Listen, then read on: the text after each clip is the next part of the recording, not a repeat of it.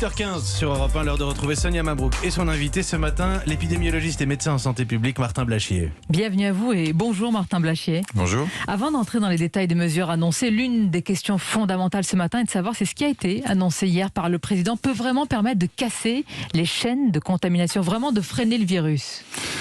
Ce qui a été annoncé hier, c'est le prolongement de ce qui avait déjà été annoncé précédemment. Moi, j'ai toujours trouvé que ces mesures étaient relativement intelligentes puisqu'elles ciblent les endroits où les gens se contaminent, c'est-à-dire le travail et les gens qui se réunissent chez eux avec des plus large que le foyer centré sur femmes et enfants. Maintenant, il faut que ce soit respecté. Donc là, je pense qu'il a été dans ce sens-là. Et on voit en Ile-de-France que ça commence à infléchir sur les passages aux urgences, les hospitalisations après passage aux urgences et même sur le taux de positivité. Déjà une inflexion qui est conséquente pour vous ? Une inflexion, après on verra la pente de la descente, mais en tout cas il y a une inflexion, c'est ce qu'on voulait voir et on l'a vu. Mais est-ce que ce sont également surtout des mesures, Martin Blachier, qui prennent en compte le niveau d'acceptation des Français ? Est-ce que la dimension psychologique a été selon vous l'une des boussoles du président ? Moi je pense qu'il y a une réalité qu'il faut que tout le monde comprenne, c'est qu'il n'est pas possible de refaire un confinement strict en France.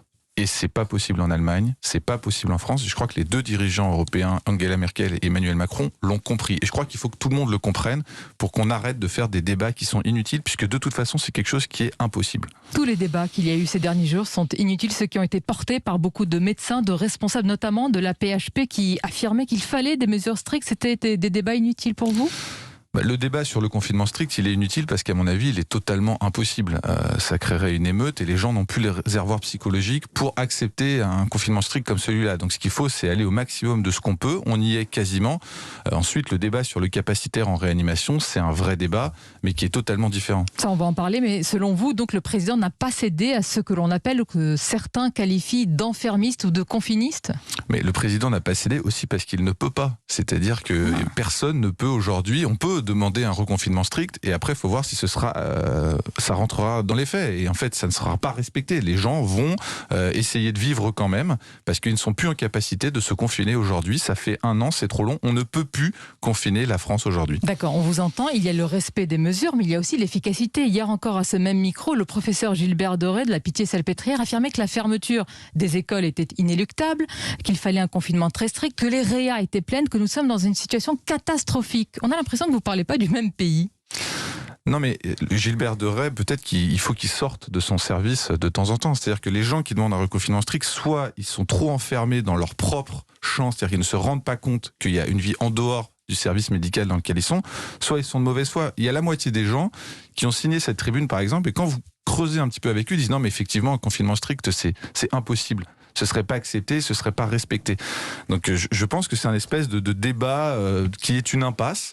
Donc il faut sortir de ce débat-là. Et de toute façon, je veux dire, même si les services de réanimation sont pleins à craquer, ce sera impossible de faire un reconfinement strict. Vous les appelez à sortir de leur service et eux vous appellent à entrer vous-même dans un service de réanimation. D'ailleurs, la question parfois qui vous est posée, c'est quand avez-vous vu pour la dernière fois un malade, Martin Blachier ? Mais moi, je suis médecin de santé publique, je me suis jamais caché. À partir du moment où vous faites ce choix à l'internat, c'est-à-dire que vous avez fait 6 ans dans les hôpitaux, vous sortez de l'hôpital pour travailler sur la santé des populations. C'est justement parce que je travaille sur la santé des populations que je peux vous dire qu'un reconfinement strict est impossible en France aujourd'hui. Mais est-ce que vous-même, vous pouvez alors me dire à l'inverse qu'un scénario du tri des patients est un fantasme aujourd'hui, est une invention ? Je pense que c'est pas l'actualité du tout. J'avais dit, l'horizon temporel, si on continuait sur cette trajectoire, ce qui n'est pas le cas puisqu'il y a une inflexion, c'était 30 à 50 jours. Mais je pense qu'il faut trouver d'autres solutions, puisque je vous le dis, pour moi, le confinement strict, il est impossible. Donc moi, j'essaie de rester dans la réalité plutôt que d'aller dans la surenchère et dans l'émotion. De toute façon, c'est pas possible. Donc j'essaie de voir ce qu'on peut faire d'autre que ce reconfinement strict. Mais est-ce que la réalité, ce sont des choix aussi entre patients qui sont déjà en cours, comme certains le disent, que les déprogrammations entraînent des arbitrages cornéliens ? Est-ce que c'est ça aussi ce qui est la réalité aujourd'hui ? Comme je vous l'ai dit, moi je travaille sur des chiffres et je travaille chez des gens que j'interroge. Donc je ne suis pas dans les services de réanimation, donc je ne peux pas vous répondre de mon expérience. En tout cas, la plupart des gens que j'ai contactés, j'ai un certain réseau dans le milieu médical quand même, me disent que pas du tout. Et je pense qu'il y a un amalgame qui a été fait entre la déprogrammation et le tri. Il a été fait à dessein pour essayer de mettre une pression, ça j'en suis à peu près persuadé. C'est important ce que vous dites quand vous dites à dessein, c'est-à-dire qu'aujourd'hui il y a eu depuis quelques jours une pression, presque une forme de chantage qui a été effectuée sur le président de la République. Mais c'est tout à fait normal. Vous savez, on est dans un pays où c'est notre manière de fonctionnement. C'est-à-dire que chacun essaie de mettre la pression et on voit ça dans différents milieux. Il y a pas mais au milieu, il y a des malades, il y a des patients. Et le tri des patients, c'est terrible à entendre, c'est insupportable. Oui, mais c'est le quotidien des médecins. Donc ils parlent de leur quotidien pour essayer de mettre la pression sur l'exécutif. Ça me paraît pas incroyable, mais il faut voir que c'est une réalité. On va en parler également de cette réalité, mais sur le rôle politique, selon vous, on entend beaucoup une polémique montante autour de Martin Hirsch, le patron de la PHP. Certains mettent en avant sa proximité avec Anne Hidalgo et lui prêtent des ambitions politiques. Je vois que ça vous fait sourire derrière le masque. Non, mais parce que je n'ai aucune connaissance là-dessus. Je pense effectivement qu'il y a un phénomène à PHP qui se voit, qu'on compare. Si je faisais un test statistique pour voir le discours des médecins à PHP et le discours des autres médecins, il y aurait une différence qui serait largement significative. Et elle est due à quoi selon vous ? Bon, elle est due au fait que la PHP est une unité très organisée, structurée, où ils ont un discours commun, donc ils sont en capacité de se décider ensemble, de mettre la pression. Et évidemment que Martin Hirsch n'est pas en dehors de ce stratagème. Et après, encore une fois, moi, il me scandalise pas, je comprends, il y a une pression, ils veulent essayer de mettre une pression, mais c'est sûr que le directeur de la PHP ne peut pas être en dehors de ça. Alors, pression également sur des questions importantes, notamment celle des autotests. C'est l'un des sujets qui est dans le débat public depuis quelques temps, mais on n'en voit pas la couleur. Où sont ces autotests aujourd'hui ?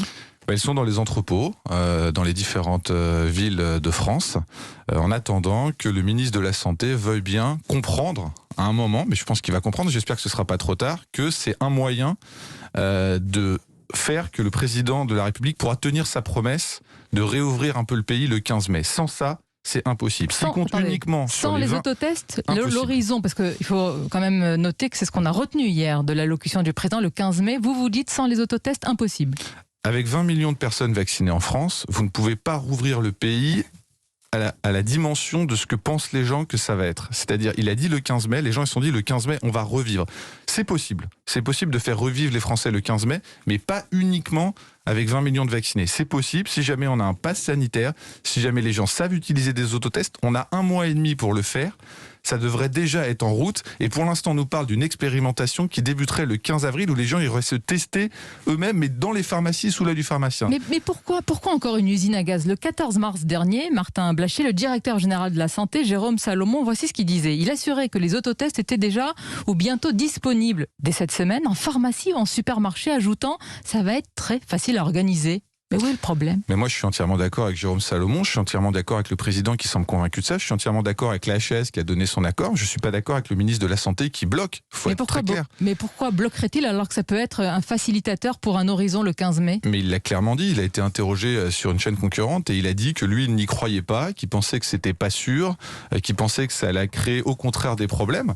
Donc voilà, donc il a clairement donné sa position, donc on sait qui bloque aujourd'hui, on sait que c'est lui.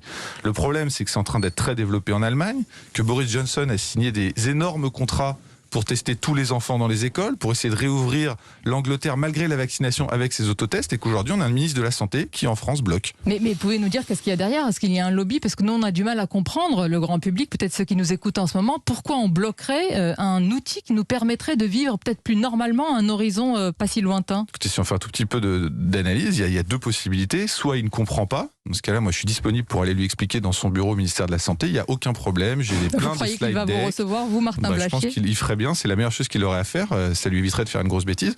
Ou l'autre chose, c'est qu'il veut faire plaisir à d'autres personnes en pensant qu'il a des comptes à rendre aux pharmaciens, aux laboratoires d'analyse, qui ont peut-être beaucoup investi. Et moi ce que je dis dans ce cas-là, qu'il leur fasse un chèque et qu'il ne nous bloque pas le pays uniquement parce qu'il doit quelque chose aux laboratoires d'analyse ou aux pharmaciens. Je pense qu'on a une vraie porte de sortie avec ces autotests et que maintenant il faut y aller, on n'a pas le choix. Et s'il n'y va pas, il va le regretter dans un mois, je pense, quand au 15 mai, les Français iront devant lui et diront alors qu'est-ce qui se passe maintenant ? Le président de la République lit beaucoup, dit-on, les études épidémiologiques, écoute peut-être aussi certainement certains épidémiologistes. Pourquoi ne pas lui écrire directement à ce sujet, vous-même ? Mais je l'ai fait 3 ou 4 fois, avec des notes extrêmement argumentées. De manière tout à fait bénévole. J'ai parlé avec tous les industriels qui me disent que les tests sont dans les entrepôts, qui peuvent livrer des dizaines de millions de tests dans les collèges, dans les lycées, dans les entreprises. Tous les gens qui organisent des événements sportifs sont en train de mettre en place des protocoles avec ces autotests, mais rien ne se passe au ministère de la Santé. Honnêtement, c'est le prochain scandale, je pense, de cette crise.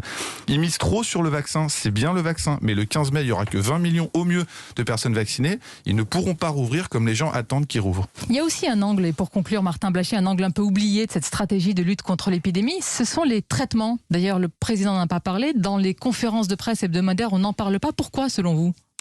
Bon, déjà parce qu'il faut être très honnête, pour l'instant on n'a pas un arsenal thérapeutique extrêmement convaincant qui permet de changer la donne sur la crise. Il y a des traitements qui vont arriver, aussi bien des traitements antiviraux préventifs qui vont peut-être permettre de limiter les formes hospitalières, dont on n'a pas les derniers résultats, et puis des anticorps pour les formes graves. Mais en aucun cas, ça va changer pour l'instant la figure de la crise. Évidemment, s'il y avait un traitement qui serait un game changer, comme on dit, on en parlerait beaucoup plus. Et on note que vous avez dit les autotests peut-être le prochain scandale. Je pense, oui. Je suis très sincère quand je dis ça. Merci en tous les cas Martin Blachier d'avoir répondu à nos questions ce matin. Bonne journée à vous ainsi qu'à nos auditeurs. Beaucoup.